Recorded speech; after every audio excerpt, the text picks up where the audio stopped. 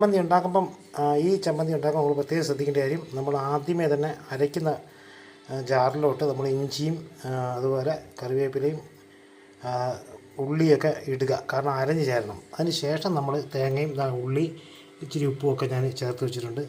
നമുക്കിത് പെട്ടെന്ന് തന്നെ ഇഞ്ചി ചമ്മന്തി ഉണ്ടാക്കിയെടുക്കാം. ഇതേ നമ്മുടെ ഇഞ്ചി ചമ്മന്തി റെഡി. നല്ല ടേസ്റ്റ്, നല്ല ഇഞ്ചിയുടെ ഗുണവും മണവും ഒക്കെയുള്ള കറിവേപ്പിലയിലേക്ക് ഒരു ഇതുമെല്ലാം ഞാൻ മുളക് പൊടി കുറച്ചായിട്ടേക്കുന്നത്. അത് കാരണം പലർക്കും പിന്നെ ഇഞ്ചി തന്നെ നമുക്കറിയാമല്ലോ എരിവുണ്ട്.